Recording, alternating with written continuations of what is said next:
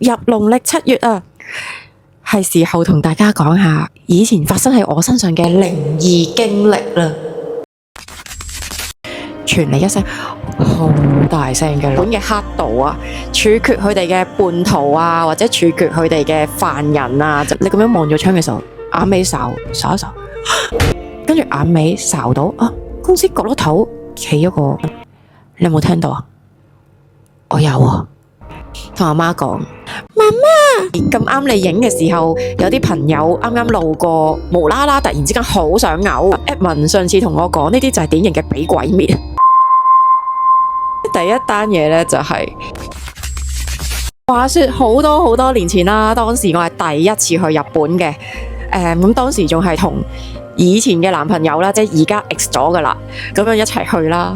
我哋呢就係去東京同埋箱根咁樣嘅。由於當年我哋啱啱都係出嚟做嘢冇幾耐啦，大家都冇乜錢，東京啲酒店呢都唔平嘅，咁我哋就揾咗啲比較價錢相宜嘅酒店啦。我哋心水呢就係池袋嘅太陽城王子大飯店啦。我哋呢就會喺呢間酒店住一晚啦，第二朝呢就會過箱根噶啦。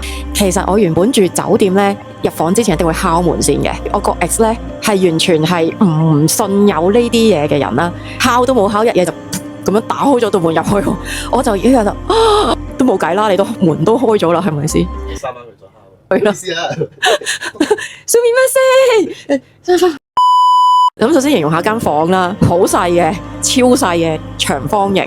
咁啊，擺咗張雙人床之後呢，都冇乜位噶啦。夜晚11、2點就準備瞓覺啦，外遊啦，瞓酒店啦。通常我都係習慣可能會開少少燈瞓啦，但係呢嗰度就冇夜燈呢樣嘢啦。你一熄就熄晒成間房個燈啦。我個 ex 呢，佢亦都習慣瞓覺一定要係全黑先瞓得着嘅。於是就連啲即係窗簾啊都拉埋啦，廁所燈都熄埋啦，成間房係漆黑一片。我瞓嘅時候呢，咁我個 ex 就仲喺我隔離打緊機啦，玩緊手機啦咁樣啦，冇開聲嘅，咁好靜，間房好靜。咁我當時瞓呢，就係呢邊我嘅左手邊咁樣挨住個枕頭啦，咁樣打側瞓啦。咁啊突然之間喺我呢邊瞓住枕頭嘅耳仔裏面傳嚟一聲好大聲嘅女人聲。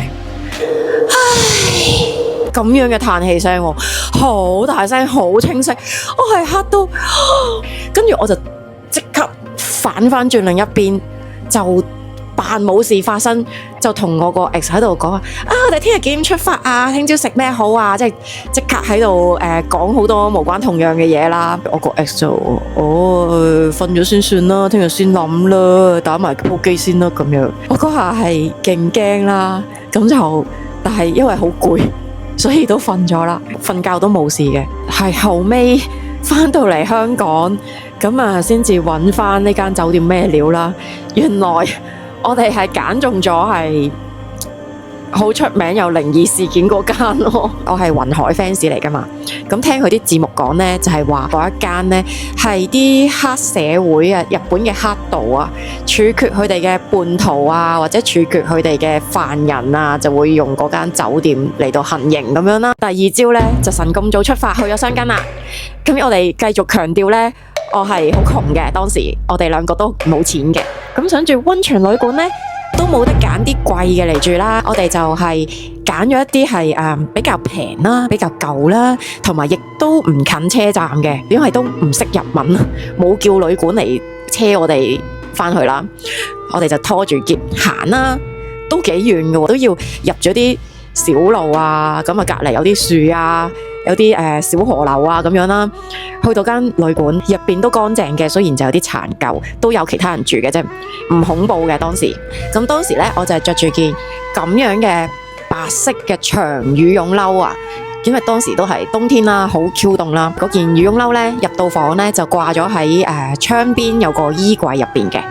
熱掛完之後就閂埋咗道門啦。食完飯返嚟冇乜嘢做咁啊，即係休息下咁樣，就見到其實窗外面係一來冇風景啦，二來係連街燈都冇啦，咁都有啲陰森嘅，即係又係全黑咁樣。瞓覺啦，瞓覺嘅時候呢，我哋係一定有係拉埋咗個窗簾嘅，個窗簾咁樣拉埋咗嘅，白色布嘅窗簾嚟嘅。到咗第二朝咯喎，係我醒先嘅，我一醒嗰下。正常人都會望下個窗嗰邊，一望過去，點解啲窗簾開晒嘅？咁啱我個 ex 嗰時又醒咗啦，咁我就問佢：係咪你開㗎啲窗簾？咁佢話：吓，點會啊？我仲遲過你醒喎。跟住我哋就互相望住，沉默咗一陣。然後我話：咁一定係呢間酒店有 light sensor 嘅窗簾，朝早有光識自己打開啦。咁然之後呢，就行去窗邊睇下啦，就見到窗邊個衣櫃，見到個衣櫃度門係打開咗嘅。我嗰件白色長羽絨就掛咗喺個衣櫃入邊噶嘛。你咁樣望咗窗嘅時候，眼尾睄一睄，有個白色長形嘅嘢掉咗喺嗰度。嗰一下個心真係嚟一嚟咯。嗰刻雖然驚，但係咁凍天氣，我冇理由抌低件外套就走噶嘛。之後都冇事發生嘅，但係呢個係我 so far 人生第一次有呢種經歷。我而家諗翻都有啲寒寒地。咁好啦，我哋而家就講第二個經歷啦。其實以前上潘少聰個節目呢都講過嘅，當晚係冇諗過要講呢個經歷出嚟噶，因為當晚個主題係探廢遇到嘅靈異經歷嘛。但係點知去到現場，佢一嚟就問，除咗探廢之外，你哋有冇其他靈異經歷？咁我就都有嘅，咁就講咗呢個 office 嘅靈異經歷啦。喺好多年前，我就喺九龍灣一啲好舊嘅工廈改建而成嘅辦公室入邊翻工啊。個 office 係長方形啦，咁啊有6個位係拍埋一齊嘅。一開頭咧翻工咧都正常冇乜嘢啦，點知後尾咧有2個同事辭咗職喎，咁我就調咗位啦，就坐咗佢哋個位嗰度啦，即係前中後咁樣啦，咁我就坐最前嘅位嘅。一坐咗嗰個位之後咧，我都唔知係風水唔好定乜嘢。我喺嗰度做咗1年咧，嗰1年係病足1年啊！你又唔係啲乜嘢致命嘅大病，總之就係唔係發燒就係咳。我嗰年係未試過好返，我係覺得我已經唔記得咗乜嘢係健康，我係咪一世都唔會好返㗎喇？農曆新年去老細屋企拜年啦，團拜啦，約咗啲同事喺地鐵站等啊嘛，一行落地鐵站。跣咗落樓梯，人生第一次拗柴。然之後我同事同我講：哇，你新年流流拗柴啊！你嗰年都會好黑仔啊！咩同事？然之後咧，我嗰時喺個 office 嘅角落頭係第一次親眼見到，即係純粹咁樣行過啦，喺 office。跟住眼尾睄到公司角落頭企一個男人。黑色短頭髮，黑色長袖風褸啦，黑色長褲，佢係耷低頭，垂低手咁樣企喺度唔喐。但係當你再望多一眼嘅時候，佢唔見咗。呢個男人我係見過2次噶，第一次就可能係呢邊角落啦，第二次呢就可能喺呢邊角落啦。但係都係企角落頭，都係同一個姿勢、同一套衫、同一個動作。坐我後面個位個同事同我都係差唔多時期入去啦，都係新新地啦。佢又係一直病，即係我哋係輪住請病假。老細呢就係外國人嚟嘅，咁佢老婆呢就香港人嚟嘅。佢哋就揾個風水師上嚟睇下風水啦。咁個風水師呢就睇完咗，冇嘢啊 ，office 冇嘢啊咁。跟住我就心諗，喂，大佬。你風水師，你唔係天師啊嘛？做咗1年左右啦，咁我後面位同事走咗啦，辭咗職，咁我亦都辭咗職啦。離開間公司第2日就已經係覺得，咦冇乜病咯喎。咁後尾呢，撞返間公司個舊同事啦，一齊食飯咁啦。咁我就同佢話嗰間公司啊，我見到呢啲嘢啊，當年點咁樣，佢就覺得好平常。呢度不嬲都有嘢噶咯，乜你唔知咩？喂，大佬，冇人講俾我知喎。我走咗啦嘛，總之係新同事嚟頂替我個位噶，新嚟咗個女仔啦，就坐咗我個位啦。返工未夠1個月，佢爆肺，仲要聽聞佢都係人生第一次爆肺。休養咗1個月啦，再返公司又再爆個肺。有另一單呢，就係都係喺嗰間公司，都係個舊同事話我聽噶啦。頭先我所講就係我哋係前中後3排噶嘛，我係坐最前噶嘛。嗰個舊同事就坐最後嘅。有一晚佢同隔離位個同事喺度 OT 啦，成個 office 得返佢2個啦。聽到最前排嘅座位好大聲，好大聲，有人敲台喎。佢哋兩個係即刻喺個位度彈起身喎，跟住又係你眼望我眼，你有冇聽到啊？我有啊。跟住佢哋就走去最前個位睇下係咩事啦，係咪有嘢跌咗落嚟啦？定係即係電腦未閂？係乜都冇嘅，張台面都好整齊啊，冇跌嘢冇剩啊，電腦都熄咗。我話其實係咪個家私熱脹冷縮啊咁？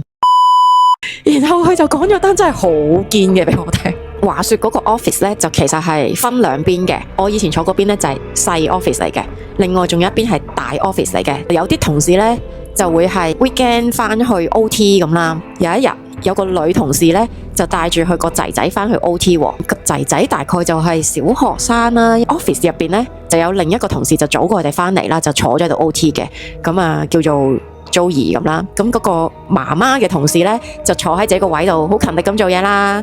咁個仔啊冇乜嘢做，就梗係行嚟行去咁樣。跟住佢行咗一圈之後翻嚟換翻阿媽，同阿媽講：媽媽，點解 Joey 姐姐膊頭坐咗個人嘅？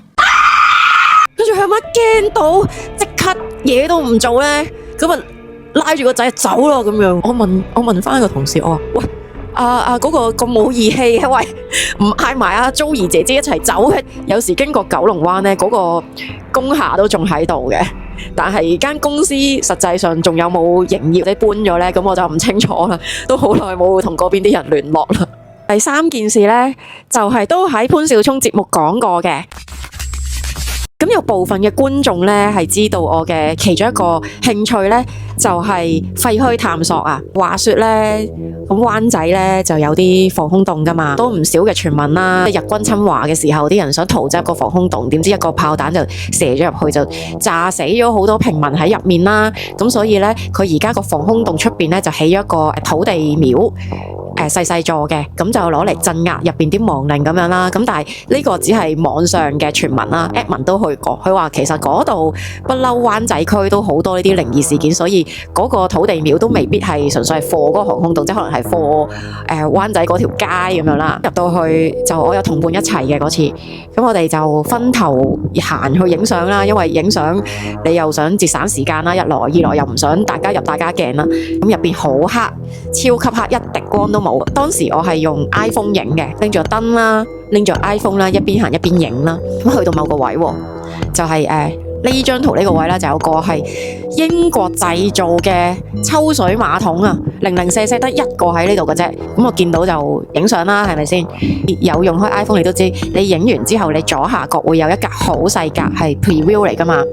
咁我就係影完之後呢，我係見到我嗰格細格係有呢個馬桶張相噶。我影咗一次啫，影咗一張啫。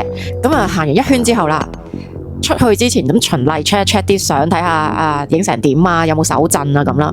跟住就發現，爺點解有一張相係全黑嘅？係咪咁啱袋咗落衫袋定點樣影到全黑呢？你正常 iPhone 係會 save 你個影相 setting 噶嘛？你影開佢 preset 咗係3:4噶嘛個尺寸，唯獨是嗰張個尺寸係1:1 size 喎。碌啲相睇，發現唯獨是呢張抽水馬桶嘅相係唔見咗。睇翻影相嘅次序呢，全黑嗰張相呢，大概影抽水馬桶嘅時候影嘅張相變咗呢張黑色嘅相啦。我揾埋個垃圾桶都唔見有抽水馬桶張相，當刻梗係寒一寒先啦。然後我點做啊？我係即刻走翻去個馬桶嗰度。仲有一張唔夠，我補影咗2張，我驚張相又會再消失。跟住影完之後呢，我就好快咁嚟啦，粒聲唔出，咁樣走翻去個出口度。跟住我個同伴係見到，喂，做咩？你走咁快走嘅？我就出咗去之後呢，我就同佢講，我話發生咗呢件事，我喺入邊唔敢同佢講，即係驚大家都會恐慌啊嘛。後尾我有同啲朋友同事講開呢件事，咁有人就話，可能係咁啱你影嘅時候，有啲朋友啱啱路過遮住個鏡頭咁啦。咁我唔知啦，解釋唔到啦。第4單啦，目前嘅最後一單，我都唔希望再有第5單啊吓。都係關於探廢事嘅。我哋去完嗰個離島上面嘅會所咁樣啦，我唔講喺邊度啦。入邊我就 feel 唔到有啲咩奇怪嘢嘅。點知去完之後呢，就開始撲街啦。第二朝起身喎，我隻手呢，呢個入內側係淤好大笪，有咁大笪咯。但係我係冇撞過，亦都冇揞到嘢，同埋嗰笪魚係唔痛噶。Edmond 上次同我講呢啲就係典型嘅俾鬼滅，我都係第一次知嘅喎。頭先所講嗰單 office 事件呢，我都係咬一邊柴啫。我今次兩隻腳都咬柴，跟住係行唔到，要長期 stay 喺屋企 work from home 啦。仲要嗰排呢都係 keep 住發燒啊，低燒又係低燒咯，每日都低燒，你食退燒藥又係冇用咁樣啦，持續咗我諗都有2個星期。咁後尾呢係有個肺探嘅同號，咁佢知道咗呢單嘢之後呢，佢就話你應該係俾啲唔乾淨嘅嘢纏上咗啦。我有個神婆符同埋神婆茶，我俾你啦。咁我就嗰朝早喺地鐵站返工前就同佢交收啦。神婆茶係我都唔記得啦，好似係開浸水啊，唔係飲嘅，好似係搽額頭定點樣啦。個符叫我袋住咁樣啦，我袋到而家都仲袋喺度。喺地鐵站攞完嗰啲神婆符同神婆茶之後呢，咁咪行返公司咯。咁我係行海防道返公司嘅，喺嗰度做咗嘢咁多年，我嗰朝早第一次中雀屎。咁我唔可以將佢歸類為靈異事件嘅。成日都中雀屎㗎。嚟啊！我嗰晚返到屋企啊，照佢所講啦，咁啊搽咗啲神婆茶喺個人度啦，跟住過咗一陣，我係無啦啦突然之間好想嘔，就衝咗入廁所嘔咗都係冇色嘅透明嘅啲嘢，黃膽水咁樣咯。嘔完之後呢，咦好似舒服返咯，跟住發現一個低燒都冇埋，即係我個病好返啫。隻腳點樣好返呢？就係我第二朝早一個人趌下咁樣行咗上獅子山個山頂，行每一步路都係痛嘅。喺個獅頭嗰度呢，暴曬自己，暴曬咗2個鐘，乾蒸咗2個鐘。因為我聽聞呢，即係要驅除啲邪氣呢，有個好好嘅方法就係用太陽光啊嘛，曬到差唔多啦，我覺得 OK 啦，舒服啦，咁我先至趌下行返落山啦。咁又好神奇地，其實行完呢個獅子山可能真係個復健啦。行完之後呢，第2日就已經開始唔痛，冇乜感覺啦。第3日仲要好返晒。今日嘅鬼月 special 故仔就講到嚟呢一度啦。如果大家中意我嘅影片，麻煩訂閱我個 channel 同埋 follow 埋我嘅 IG。咁我哋就下次再見啦。